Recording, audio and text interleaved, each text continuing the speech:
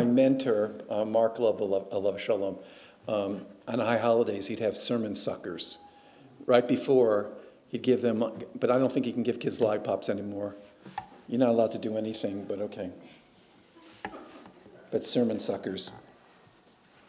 And if you got sermon suckers with your name on it, that would be good. Got to find out how you do that. Friends, two months ago, Jane and I had started a project in our house that we were going to do some renovation. Our home was built in the late 40s and has never really been upgraded. So we took the plunge, and it has been chaos ever since.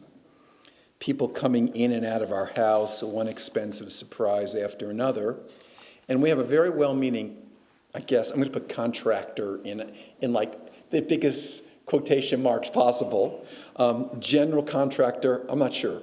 Nice man. However, he hires people to do things for him, plumbing, carpentry, you know. And at times, things have gone wrong. Surprise. I've never done this before. People have made mistakes. And when the mistakes have been made, instead of taking ownership for the mistakes, he blames his subordinates. And this is very frustrating because if you're in charge, you're supposed to be responsible.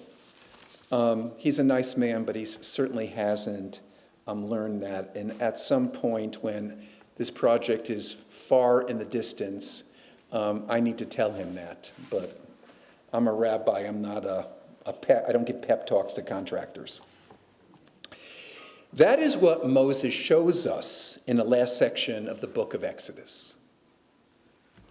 All the items of the tabernacle have been crafted, and they are about to be put together. And it's like a complicated puzzle. If you read the Torah, it's like everything that's been made over the last 3 sections of the Torah. It took a month to do it in the Torah portion. All of that is ultimately being put together. And yet something is included in the narrative which is quite telling. Moses orders an inventory of all the metals, of everything that has been used in undertaking this process. So he orders that the Levites, who are independent under the direction of Aaron's son, whose name is Itamar, to do an accounting. And this is what the Torah says. He says, these are the amounts of the materials used for the tabernacle of the testimony, which were recorded at Moses' command by the Levites under the direction of Itamar, son of Aaron the priest. The passage goes on to list the exact amounts of gold, silver, and bronze collected and the purposes they were used for. So why did Moses do this?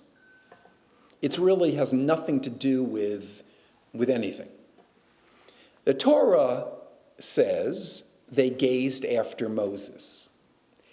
And our Jewish sages tell us what they think is behind this. And they're making up a story, but it's such a beautiful story I want to share with you. What was going through Moses' mind?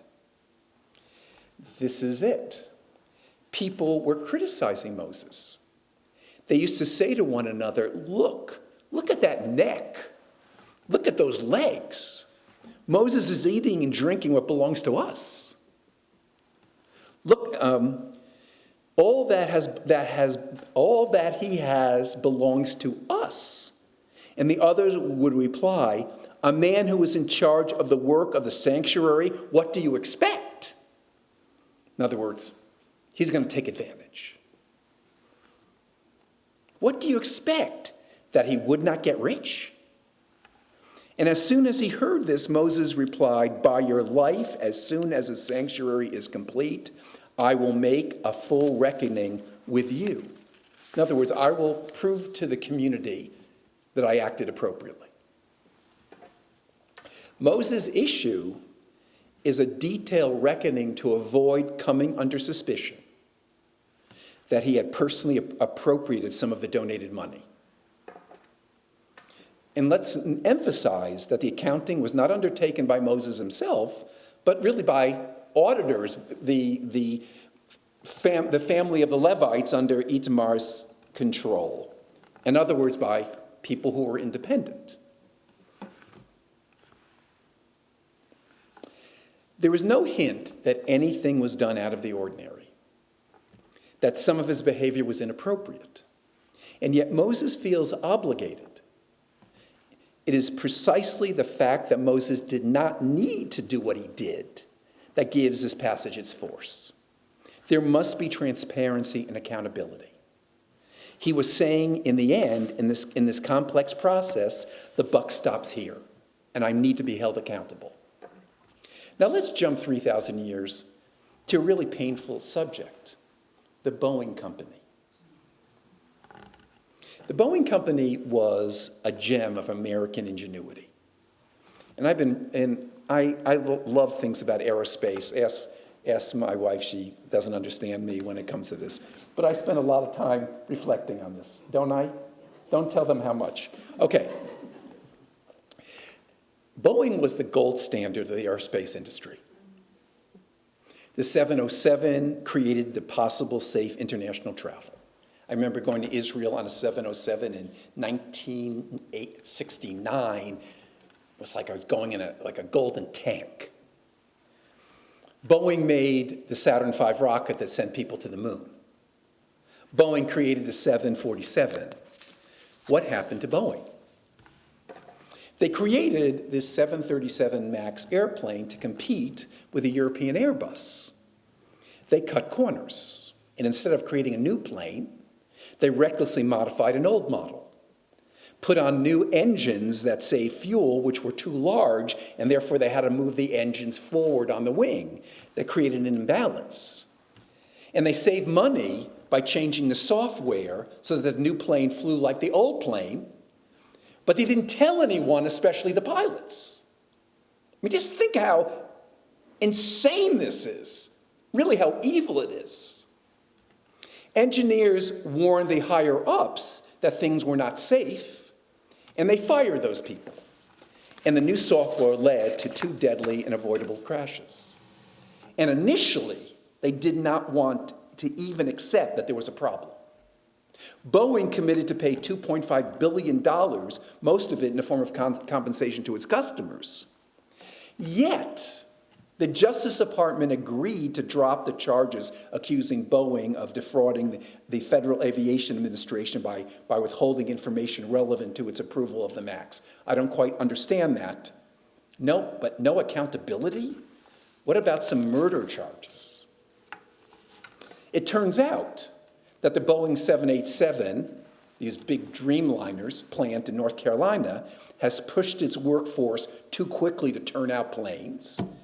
And in fact, they discover that when the planes are delivered, that tools are left in the plane.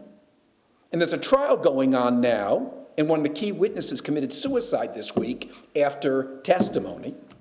And an Air Alaska 737 had its door blow out because 4 bolts that needed to be there were not ever inserted, and there's no record that it even was done.